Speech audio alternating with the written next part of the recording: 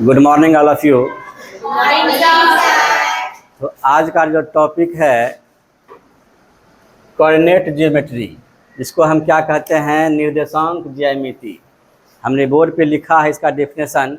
क्या होता है? गणित की वह शाखा। ये क्या है? गणित की वह शाखा जिसमें हम लोग क्या करते हैं, बीजगणित एवं ज्यामितीय दोनों का हम क्या करते हैं, इस्तेमाल करके बिंदुओं, रेखाओं और आकृतियों का स्थिति, पोजीशन क्या करते हैं, निर्धारित करते हैं। ठीक है, यही यूज करते हैं। कहने का मतलब ये हुआ कि निर्देशांक ज्यामिति का हम यूज क्या करते हैं। जैसे कि अभी आप क्लास में बैठे हुए हैं और पूछेंगे कि राजू का जो है पोजीशन क्या है, इसका क्या पोजीशन है, इसे ज्ञात करने के लिए हमने क्या करते हैं, हमको ये जो है कोऑर्डिनेट ज्योमेट्री पढ़ना पड़ता है। किसी भी वस्तु का क्या करते हैं, स्थिति का निर्धारण करने के लिए क्या करते हैं, हम लोग कोऑर्डिनेट ज्योमेट्री का सहायता लेते हैं। और सबसे बड़ी बात है, यह जो कोऑर्डिनेट ज्योमेट्री है, इसका जो फादर कहा जाए, फादर ऑफ कोऑर्डिनेट ज्योमेट्री, तो ये होता है रेने दकार्ते साहब। रेने दकार्ते ये फ्रांस के जो है गणितज्ञ थे और फिलोसोफर भी थे। इन्होंने 17वीं शताब्दी में जो है इसमें बहुत ही महत्वपूर्ण योगदान दिया था। सुबह सुबह जो है सोना जो है सबको पसंद है ना, जल्दी कोई जगना नहीं चाहता है। ठीक है, यही जो है रेने दकार्ते साहब में भी यही था। सुबह सुबह जो है जल्दी ये क्या करते थे, उठते नहीं थे, सोना इनको पसंद था। लेकिन यह आलसी नहीं थे। इनका मानना क्या था कि लेटे लेटे ही जो है हम लोग अधिक चिंतन करते हैं। हम लेटे लेटे क्या करते हैं, अधिक चिंतन करते हैं। और इन्होंने क्या किया, लेटे लेटे ही सर्वप्रथम जो है बिंदु को देखा, एक बिंदु को देखा और उसका क्या किया, पोजीशन कैसे निर्धारित करना है, यह समस्या उन्होंने क्या किया, ढूंढ निकाला 17वीं शताब्दी में ही। इसलिए इनको क्या कहा जाता है, फादर ऑफ, इनको जो कहा जाता है फादर ऑफ कहा जाता है कोऑर्डिनेट ज्योमेट्री। ठीक है, ये आप समझ गए, डिफिनेशन समझ गए। अब आते हैं हम अंदर। इसमें जो है अब क्या सीखना है कि कार्तीय तल, कार्तीय तल क्या होता है, कार्टेशियन प्लान जिसको अंग्रेजी में कहते हैं, क्या होता है, इसको समझना। एक एक वर्ड हम समझा देंगे, उसके बाद फिर हम लोग चैप्टर में इन करेंगे। तो कार्तीय तल क्या होता है, इसके लिए पहले एक्स अक्ष, वाई अक्ष हमको मूल बिंदु जानना होगा। ठीक है, तो इसके लिए हम क्या करते हैं, दो रेखाएं लेते हैं, दो रेखा लेते हैं और उसे जो है हम एक दूसरे को लंबवत प्रतिच्छेद कराते हैं, जैसे कि आप लोग देख रहे हैं। और ये जो एक्स अक्ष है ये क्या है, देखिए ये हॉरिजॉन्टल है। क्या है? हॉरिजॉन्टल है, यानी क्षैतिज है। क्या ये क्या है आपका, ये आपका क्या है, हॉरिजॉन्टल है। ठीक है,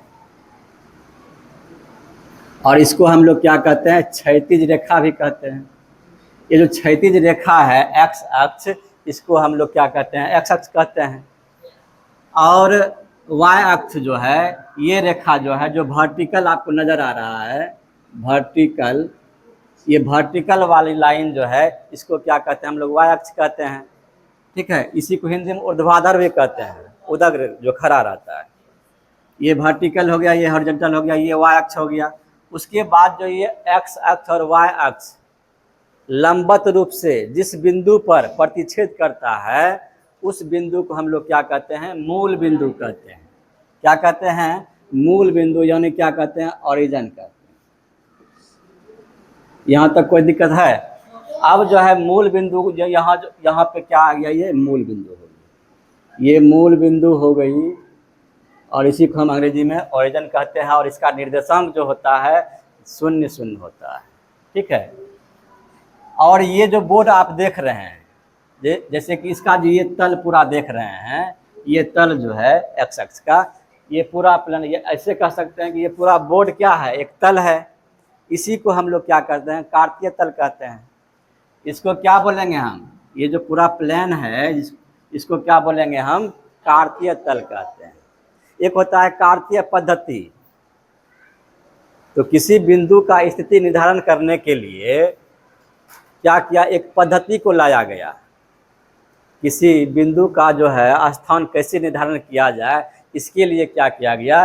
एक पद्धति लाया गया। और वह पद्धति जो है रेने दकार्ते साहब के सम्मान में लाया गया।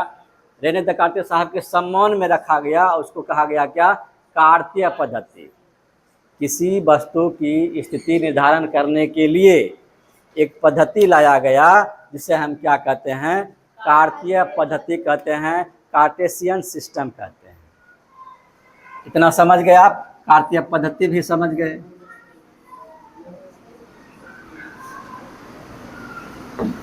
अब आते हैं निर्देशांक। निर्देशांक क्या होता है? इसी को कहते हैं कोऑर्डिनेट। क्या कहते हैं? कोऑर्डिनेट। किसी बिंदु या वस्तु का जगह को पता करने के लिए हमको जो है 2 अंक चाहिए। किसी बिंदु का हम स्थान निर्धारण करेंगे, हमको क्या चाहिए? 2 मान चाहिए। हम मान लेते हैं क्या? एक x है, एक y है। ठीक है, एक x है, एक y है। तो इसको क्या बोलते हैं हम? ये जो है x जो होगा क्या होगा? ये x जो होगा x अक्ष से दूरी होगा। x अक्ष से क्या होगा? दूरी होगा। इसको जो हम लोग बोलते हैं भुज कहते हैं। क्या कहते हैं? भुज कहते हैं। और y को क्या कहते हैं? कोटि कहते हैं। ठीक है, इसको अंग्रेजी में जो है एब्सिसा होता है और कोटि का अंग्रेजी का ऑर्डिनेट होता है। ठीक है, ये भुज हो गया, ये कोटि हो गया। ठीक है, तो निर्देशांक आप समझ गए। किसी भी वस्तु का जो है स्थान निर्धारण करने के लिए हमें 2 अंक चाहिए। हाँ, x और y यानी भुज और कोटि, तभी हम ज्ञात कर सकते हैं स्थान को। उसी को हम क्या बोलते हैं? निर्देशांक बोलते हैं, कोऑर्डिनेट बोलते हैं। ठीक है, अब हमने क्या किया? इस तल में आपको जो है 4 तल जो है दिखाई पड़ रहा होगा। प्रथम तल, द्वितीय, तृतीय और चतुर्थ। ठीक है, इसको जो है कहा जाता है चतुर्थांश भी कहा जाता है। तो इसको हम लोग क्या बोलते हैं? प्रथम चतुर्थांश। इसको क्या कहेंगे? द्वितीय चतुर्थांश। और अंग्रेजी में इसको बोलते हैं क्वाड्रेंट। क्वाड्रेंट कहते हैं अंग्रेजी में, इसको क्वाड्रेंट कहा जाता है। ये क्या हो गया? द्वितीय चतुर्थांश हो गया। ये क्या हो गया? तृतीय हो गया। ये 4 हो गया। अब आते हैं कि प्रथम चतुर्थांश में जो है जो मान होगा क्या होगा? प्लस माइनस में। ठीक है, प्रथम चतुर्थांश में जो है क्वाड्रेंट में जो है निर्देशांक का जो है चिन्ह कैसा होगा? तो जब चिन्ह पर आते हैं तो ये बताइए, यहाँ से जो है ये x अक्ष है, इधर क्या होता है आपका? जो है दाईं तरफ क्या होता है? धनात्मक होता है। आपने संख्या रेखा पढ़ा होगा कि 0 के दाईं तरफ क्या होता है? धनात्मक होता है, और बाएं तरफ क्या होता है? ऋणात्मक होता है। तो ये क्या हो गया? पॉजिटिव है इधर, और इधर क्या है? जब ऊपर जाइएगा तो ये भी क्या होगा? पॉजिटिव होगा। तो ये भी पॉजिटिव है प्लस, और ये भी क्या है? प्लस। तो प्लस प्लस क्या हो गया? प्लस है। यानी कि यहाँ पे जो है प्रथम चतुर्थांश में जितना भी मान आएगा क्या होगा? धनात्मक में होगा, धनात्मक मान होगा। यदि हम पूछेंगे कि 3, 5, ये 3, 5 जो है किस चतुर्थांश में है? इसका घर जो होगा किस में होगा? तो आप कहिएगा प्रथम चतुर्थांश, क्योंकि यहाँ भी प्लस है इसमें चिन्ह, और इसमें भी क्या है? प्लस है। ठीक है, अब देखिए यहाँ क्या है? ये माइनस हो गया, ये प्लस हो गया। ऐसे याद रखना है आपको, कहीं कोई दिक्कत नहीं होगा। ये रेखा क्या हो गया? 0 से ऊपर क्या हो गया? प्लस है, और ये इधर क्या है? माइनस, यानी माइनस प्लस होगा। इस घर का जो चिन्ह होगा क्या होगा? माइनस प्लस है। यदि हम पूछेंगे कि -3 और 5 किस जो है चतुर्थांश में होगा, तो क्या बोलिएगा आप लोग? द्वितीय में। अब आइए, अब ये बताइए आप लोग ये तृतीय चतुर्थांश का जो है चिन्ह क्या होगा? क्यों? क्योंकि ये भी माइनस है और ये भी माइनस है। क्या होगा? माइनस। इसको रटने की कोई आवश्यकता नहीं है। जहां भी ऐसे आ जाए -3 -5, कहाँ इसका घर होगा? तृतीय में होगा। फिर फोर्थ में क्या हो जाएगा? ये क्या है? माइनस है, ये माइनस है, ये प्लस है। क्या करेंगे? प्लस माइनस करेंगे। ठीक है, क्या करेंगे? प्लस माइनस कर देंगे। क्या हम इधर से चलेंगे। तो ये चिन्ह आप समझ गए, और ये चिन्ह का क्या उपयोग होता है आप समझ गए। यहाँ से क्वेश्चन जो है बराबर रहता है। अब जो है चतुर्थांश भी आप समझ गए। अब आता है अक्ष पर बिंदु। अक्ष पर बिंदु का मतलब क्या हो गया? यदि हम अभी पूछेंगे कि एक्स अक्ष पर जो है बिंदु है, उसका निर्देशांक क्या होगा? तो एक्स अक्ष पर बिंदु है, यहाँ पे बिंदु है, तो एक्स अक्ष से दूरी जो है इसका है कुछ 0 ना है। ये एक्स अक्ष पर ही क्या है? बैठा हुआ है। तो एक्स अक्ष से कुछ दूरी है नहीं, तो वहाँ क्या होगा? एक्स का मान क्या हो जाएगा? यदि कहा जाए कि बिंदु जो है एक्स अक्ष पर है, तो समझ जाना क्या कि एक्स का जो मान होगा क्या होगा? 0 होगा। एक्स का मान 0 होगा, और वाई का मान कुछ ना कुछ जरूर होगा। वाई का मान क्या होगा? कुछ ना कुछ होगा। जैसे हम कहेंगे कि वाई अक्ष पर बिंदु है, वाई अक्ष पर बिंदु है, तो क्या हो जाएगा? वाई का मान क्या हो जाएगा? 0 हो जाएगा। ठीक है, क्या हो जाएगा? वाई का मान 0 हो जाएगा, और एक्स का मान कुछ ना कुछ होगा, 1 2 3 4 5। ठीक है, तो खड़ा हो जाओ राजू कुमार, बोलो। एक बिंदु जो है वाई अक्ष पर जो है, यहाँ 1 देते हैं, यहाँ 2 दे दिए, यहाँ 3 दे दिए। ठीक है, यहाँ पे बिंदु जो है एक जो है ए बिंदु अवस्थित है, स्थित है। इसका जो है निर्देशांक आप बताइए। प्लस प्लस ठीक है, चिन्ह बता रहे हैं, मान बताइए। क्या 0? और कोई? अभी हमने कहा कि ये वाई अक्ष पर बिंदु क्या है? स्थित है। इसका जो निर्देशांक हो जाएगा, राकेश कुमार बताइए आप।